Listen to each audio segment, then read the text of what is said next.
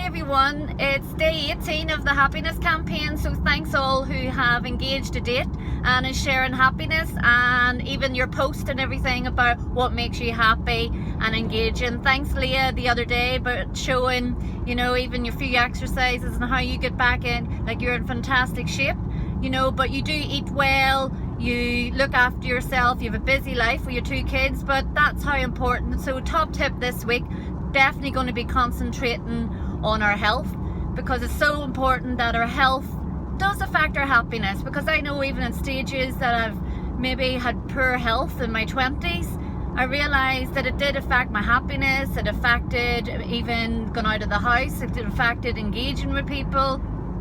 So that's why our health, like our bodies, are our home. So we have to look after our bodies the way we always look after a home. We're furnishing it, we're spending a lot of money on it, we're investing in it, but we need to sometimes invest in ourselves. Sometimes go and get checkups, go to health food shops. I remember going to health food shop, Framework Health in Belfast in my 20s, and I was really bad with psoriasis, and I found out that, you know what, there is not even a cure, but you actually can control it.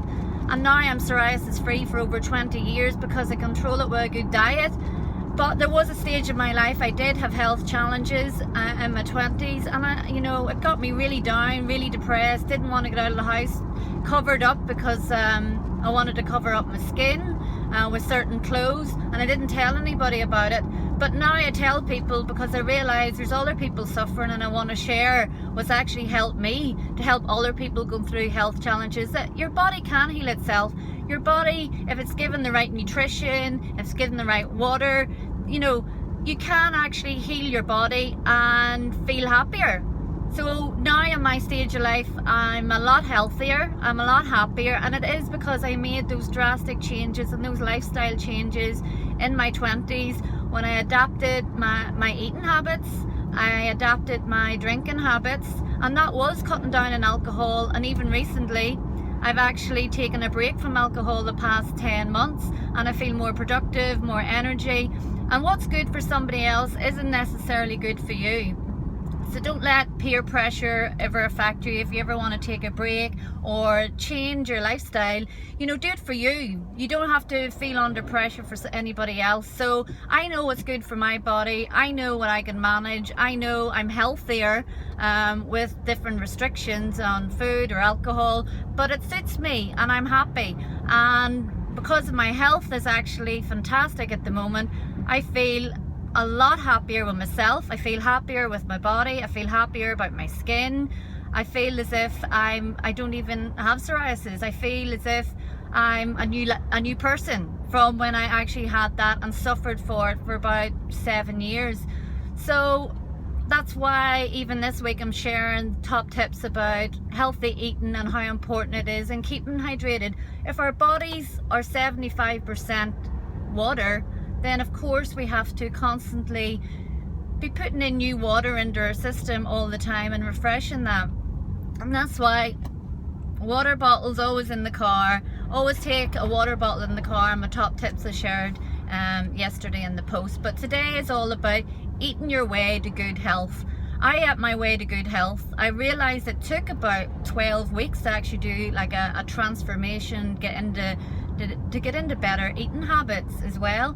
So I eat a more alkaline based diet now, and if you want to go and research alkaline acidicness, your body, if it's in a more alkaline state, is definitely in a healthier state, because those people that are on their deathbed, their acidic levels in their body is a lot higher. So if you want to look up on that, I can share some information on alkaline and keeping your body more in an alkaline state. I find it very beneficial for me because it keeps down inflammation in my body. So that means then I don't have psoriasis, and I'm free from that, and my skin's a lot better. So I adapted my eating patterns. I eat a lot healthier. I eat more regular now.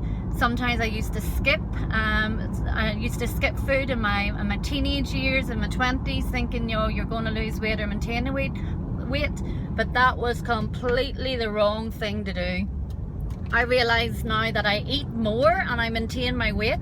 I eat always, as they say in the morning, breakfast. Your breakfast is you're breaking your fast, and that's how important breakfast is in the morning. So I always make sure I eat within the first half an hour or an hour of getting up, and always having good food in the house, little snacks, Greek yogurts, nuts, seeds, eating fish. I love salmon with rice. I love making certain pies and being adventurous. Sometimes you need to be more adventurous with food, because if we're eating the same thing all the time, it can get pretty boring. So I love buying, you know, new recipe books, trying out new things.